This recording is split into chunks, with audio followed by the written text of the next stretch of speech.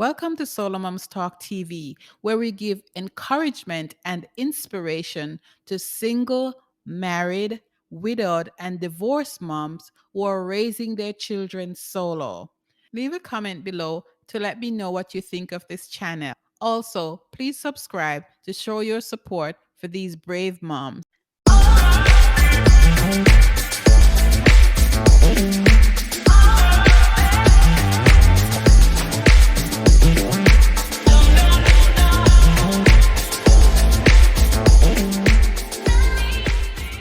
So I have Digi talking to me from the Philippines, and I'm very happy to talk to you. I'm very intimidated, but we're going to make this work, right?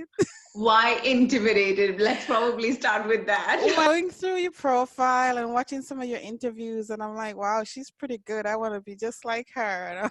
Oh, Yes. thank you so much. But thank you so much for having me on the show. Sure. I've been listening to a couple of other podcast episodes, and it is a great platform, and I'm really, really honored. Thank you. Thank you. Thank you for saying that. Well, first of all, as you know, this show is about solo moms, and apparently you are or were a solo mom. Tell me how you became a solo mom. I think this happened. I've been a solo mom for almost 13 years now.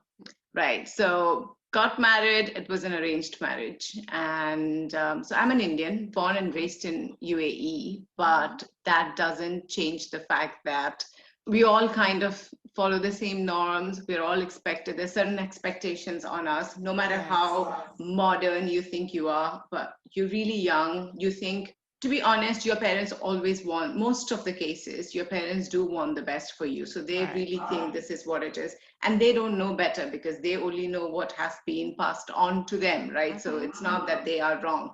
So got into this arranged marriage. And right from the beginning, it was a very abusive marriage.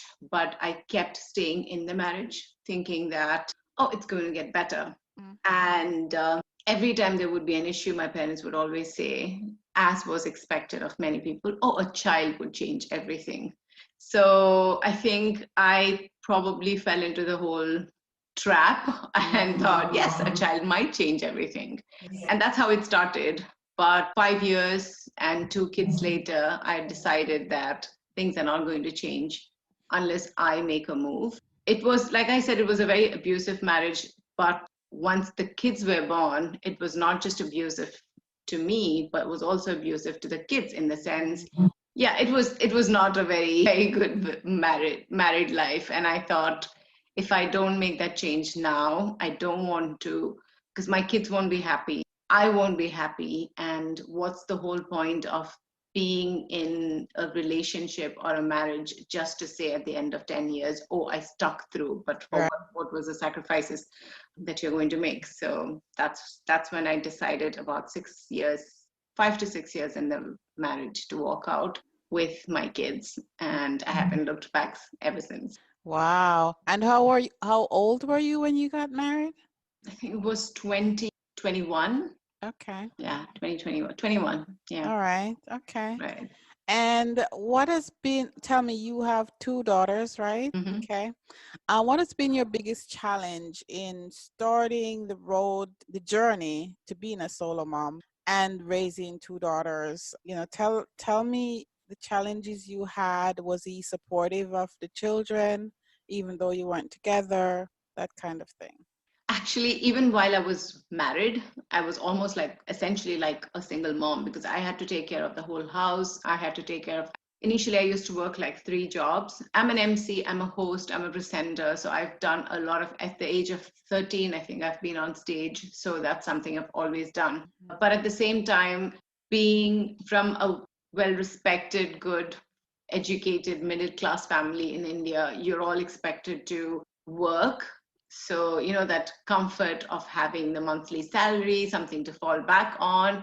So I was always working. And right after my marriage, because right after my university, I got married. So right after that, I started working.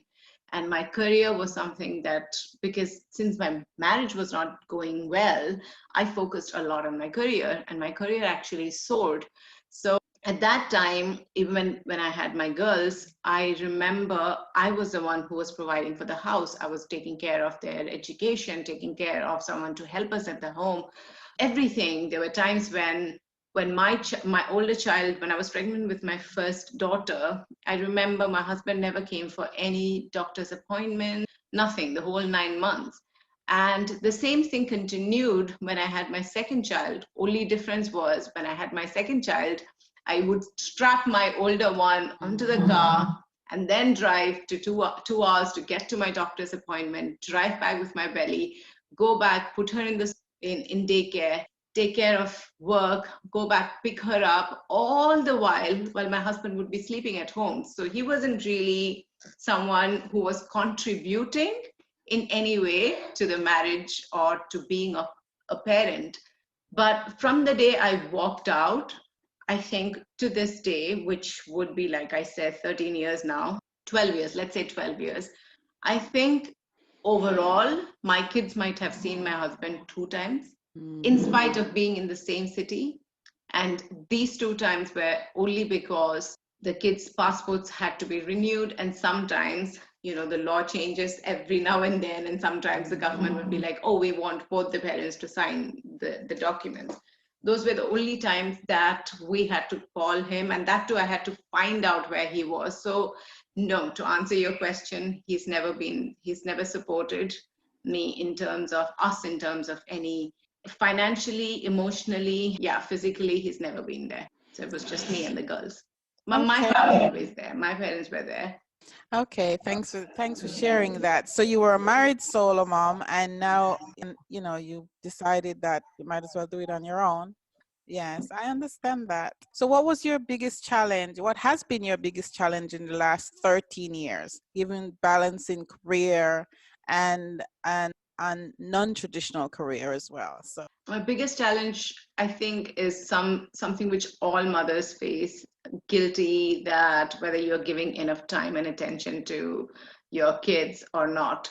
I I've always been fortunate enough to, even while I was working for corporate careers, I've always been fortunate enough to have a bit of a flexibility in most of the companies that I have worked with. This was even before I started my own company. So because of that, that flexibility always allowed me to be there for my children no matter what, whether it was school recitals, sports days, annual days, whatever little functions that they had. But at the same time, no matter how much you do, you would always feel that guilty. That guilt is always there, that am I doing enough? And when they were small, it always was that probably I'm not spending enough time with them. Probably I'm not helping them, the formative years, that I'm not there. But as they grow older, I feel like, especially because they're two girls and they're going through the whole teenage tantrums and everything, every time I feel like probably I haven't done enough. And I see this picture perfect moms and how the children are perfect. I'm like, maybe, don't take me wrong, my girls are amazing. We three are like best friends, literally. But you still feel like you haven't done enough. And no matter how much you do, you still feel that, I guess. that's true. My youngest is 25, and I still every now and again feel that, every time something happens, I'm wondering, is that my Yeah. Oh, speaking of that, I am so much I believe that the first 7 years of a child's life was, the formative years, kind of is what their entire life is going to be based on. And I have done a lot of inner work because there are so many things, the old patterns that come up, the same things that we fall into. So there are so much of inner work that I have done. And I keep thinking about the fact that I had an amazing childhood. Like, my parents were amazing. My dad has always made sure that he's always there for us. My mom was like a stay-at-home mom, always taken care of us. So I feel like, in spite of that, I have so many layers of deep embedded beliefs that I had to work on. And I just keep wondering, but what about my girls? Because they have gone through, especially because I said the initial few years, while they were with the father, we know that it was abusive to a large extent. So I keep thinking, what can I do as a mom? Because that's what you want to do, right? Just protect your children. Like, what could I have done differently that they wouldn't have had that experience? I keep thinking, like, I try to learn theta healing. I try to learn pranic healing, like to help their soul. I try to learn hypnosis, so that, hypnotherapy, so that I can sit with them and help them, guide them through. I'm trying to do everything. And I guess it's my guilt at the end of the day, feeling that I don't know how you would turn up. And like you just said, sometimes you just look at it like, was it my fault? So, yeah. Yes, true. But I read a quote from someone, I think it was Christian Northrup, who said that we always want to take responsibility for our adult children, and she said we're not that powerful, Oh, yeah. That's amazing. right? And meaning that we don't have control Uh-huh. over that. We do our best, and the results are what happen when we do our best. Yeah, Yes. right. Yeah, it's hard for a single mom to accept that, though. Yes. Yeah, yeah, it is. And recently I met this man who business related, and we were talking, and he was talking about how he's got 4 kids now, and they are a very strong unit. They travel everywhere together. And then he said, that's because I was a single child, like sorry, a son of a single mom. And he said, my mom really did try a lot, but there are times, unfortunately, that I know that she tried to be the mom and the dad for me, but there's so many things that the dad can't do, the mom can't do, that a dad does. Playing with me, probably, and he being a boy, he's like, there's so many things that my mom couldn't do, and I want to make sure I'm there for my children, for my 4 kids.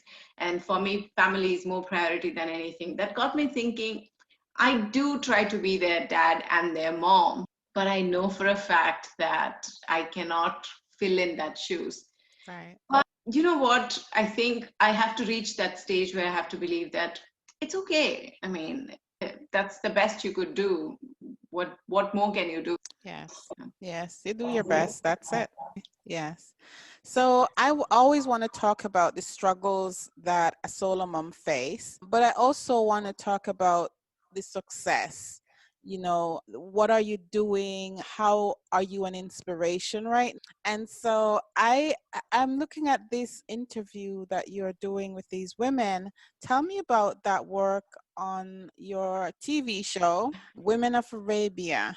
That's right. So I believe that every woman, I actually believe that everyone has a story to say, but I especially believe most women, because we face a lot of adversities, and we are capable of actually more than we are given credit for. Because if you put a man and a woman in a situation, and this is something I've noticed many times, it's always a woman who's able to handle more, and they can actually, though we are called the weaker sex, I really think that we are not. We're definitely not weak in any way. I think we all have a great story to say.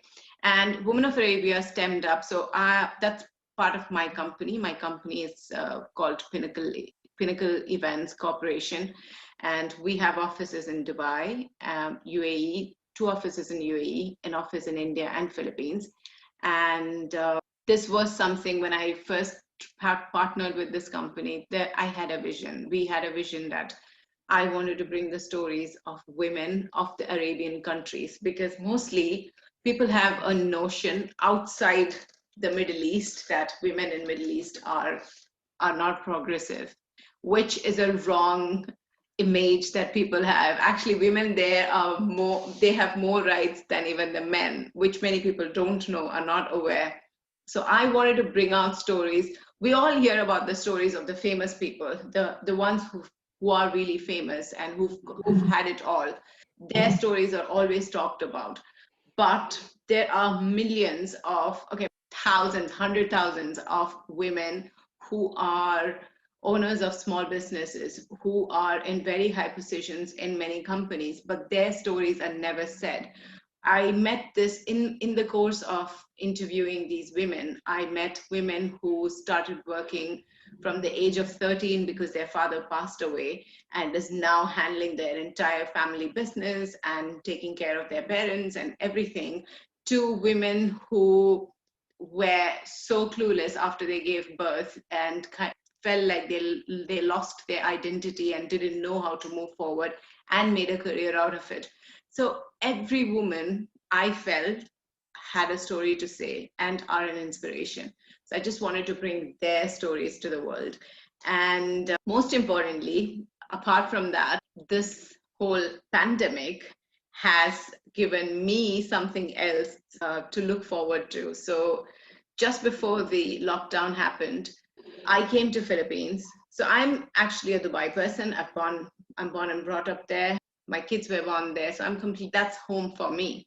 And during the just about, I think, last year, November, we decided to expand our company, and I came with my partner, my business partner, to Philippines to do an event here. And the event was supposed to happen Jan end, and I was supposed to be here for just 2 weeks. I was supposed to travel back and forth and be here till the event was over. Circumstances made me stay back, and 2 weeks became 4 weeks, and it became 2 months. And then the event had to be postponed because of a volcanic eruption here, and the event happened to be on the end of February. So right after the event, all of us stayed back, the partners, to close out accounts and all that. Just the day I was supposed to travel, but actually I was supposed to travel on March 17th, and on 14th, the whole world went on a lockdown, like complete lockdown. I haven't seen my kids in 1 year, because here especially the lockdown has been really severe. You couldn't even go out. And I was devastated, because here I am in a country where I didn't know anybody. My partner managed to travel to her family, because we had two flights that we had booked ourselves to. She went on the 13th. I was supposed to travel on the 17th. I had one more meeting that I had to wrap up, and she went ahead. And the whole lockdown, I was stuck without having my family around. I just didn't know what to do. No one in a house where there was no one to help, no one to comfort me. And during that time, I almost went into I went into depression. And I just 2 weeks, and I went deep down in depression. I would sleep till 12 o'clock. I would just eat whatever junk I would find. And I was not that person. I always wanted to be the role model for not just for my kids' friends, people around me. Everyone looks up at me as a role model. And one fine day, I'm like, I can't do this. Like, what are you doing, Digi? And I started writing down my thoughts. And I'm very happy to say, just 3 days back, I released my first book. It's called Leveling Up During a Pandemic. Wow. So it's my story of how I literally went into a depression. Mm-hmm. And I realized this year of all that I should not feel ashamed to ask for help. And that's something which we women have a problem. And especially, I think, solo moms, we have that issue. We feel like, how do we ask for help? We just don't. And you have to ask for help, because this year has taught us that we are not individuals. We crave like all this so-called, the superficial houses, or the dresses we wear, the mobile phones that we use. None of this, the cars that we use, none of these things matter if you don't have someone to share it with. Whoever it is, your family, your kids, whoever it is. We are social beings, and we really need it. So then in this book and in life, I reached out to 9 influencers from different walks of life. So there is people from the business industry, from fitness industry, so from different fields of life. And I asked them to give me practical approaches to how I can change my life. So that's 9 influencers and me, and our advices to how to skirt through the pandemic and be a better version of ourselves. So we just launched the book. It's an ebook, and it's available on Amazon. So yeah, that's something good that came out. Well, and that is very good. Congratulations. Yes, definitely. And what's the name of the book again? During a Pandemic. Okay, so we're going to get that, right? Yes. Well, and that's one example of how we can use whatever circumstances we're in to, for better, right? Yeah. And I wanted to touch on the point how we feel guilty as solo moms. We want to do everything on our own, and that's something, So thank you. So while we're on this path, what is Digi grateful for today? I'm someone who's grateful for every single thing. From the smallest thing, like I'm a very, very grateful person. And I'm someone who tried to instill that in my kids as well.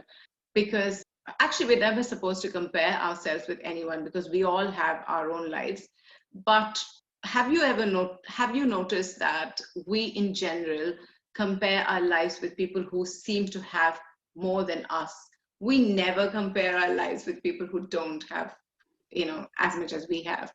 The Mhm. fact that my family is safe, my kids are like, when I decided to quit my job, and I was doing well in my corporate career, when I decided to quit my job, the reason why I did that was because I remember thinking, so at that time I used to do my emceeing opportunities, whatever emceeing and stage shows and everything that I used to do. So I used to have a full-time career, and then my weekends were stretched between being booked for some event or the other all the time. And it came to a time where I was a full-time mom, full-time career, and I was almost doing this. And I remember sitting one day and thinking, if anyone can do this, to quit her job and take that leap of faith and actually get into a business of my own, it is me, because I've got my parents there. I've got, like, it's so easy for me to sit down and think about the fact that, oh, I'm a single mom. Oh, I look at all the negatives. It's very easy to sit down and look at the negatives and feel like you can't you can't move past it. But if there is one thing versus the 10 negatives that I can write down, I would still hold on to that one hope, because that's what my life has always been. I've had many times in life where I had to start from scratch, literally start from nothing, and build myself and lose it all and start again. And I know for a fact I have strong faith. Like, I don't believe in one particular religion, but I believe that there is a power that's always looking after me. And that faith will always take me forward. So I know that no matter what, I am protected. Like, we all are. And it's just a matter of just seeing where to focus on. So I'm grateful for every single thing. Most importantly, for two amazing girls who, touch wood, they're just amazing. My family, who's always been supportive of me. Yes, do I have everything in my life that I've always wanted? No, but that's okay. I'm just happy and grateful for being alive. I'm hesitating because I hear some distortion, so I want to make sure I don't cut you out. So that's why I don't respond while while you're talking, because it But distorts. So yes, thank you. Wow. Do you practice self-care, and what does that look like for you? I wish I could say I do. I'm someone who feels so guilty to even sit down and, like, I remember someone telling me especially during the lockdown, Netflix and chill. I'm like, I don't know what chill is. I cannot chill. I and I can't sit down and I just feel guilty about everything. But I think once I meditate regularly, so every day without fail, there are times it goes up to like 20-25 minutes, so I can just sit down. I meditate, I journal my thoughts down, I do yoga. So these are all my me time that I just use for myself. But apart from that, I wish I can say that I but I don't, which is bad. I have to really make it a point to do something for myself and self-care, which is very important. But Yes, well, those three things are actually my favorite, and I usually add walking because I love to walk, mm, and that is absolute self-care. I mean, yoga, meditation, journaling. I mean, I think whenever you can let your mind rest, it's self-care. that's true. That's true. Absolutely. I do love walking as well, but I love walking in nature. So I just try and find places where I just can just get lost. But yeah, I love swimming, but I haven't had a chance to swim. I can't swim, but I love being on the water. So these are things I like. Yeah. Yes. Okay. Thank you for sharing. And what's one piece of advice would you give to a solo mom at whatever stage of life they're in? You are doing the best that you can. I mean, stop doubting yourself. Stop thinking that you could do better. Your kid, all your kid needs is you to be happy. So as long as you are happy, you are providing the best atmosphere and environment for your child. That's something which most mothers don't understand. They think that you're not providing, like you're not being the father and the mother. You cannot. And let's just accept that and move forward with the fact that you cannot. But as long as you're happy, you're sane, it will actually pass on to your children. And no matter what, all your child needs is your love, your care, and your support. And just keep doing that and giving that to your child.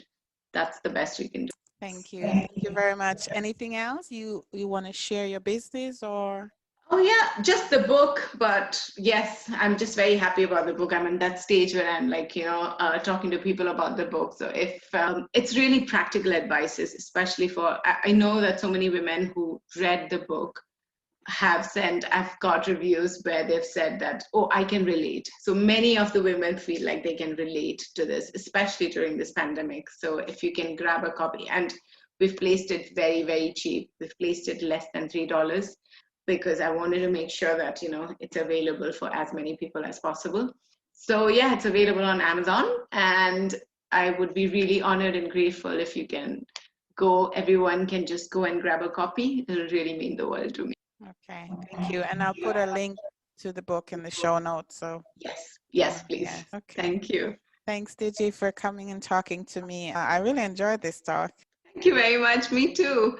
Thank you so much. It was an absolute pleasure. And some of those questions that you asked are questions that you don't think about, right? You just power through, especially being a solo mom. You just power through and you just take life. You don't sit down and think about how far you have achieved. You always feel like you haven't done much.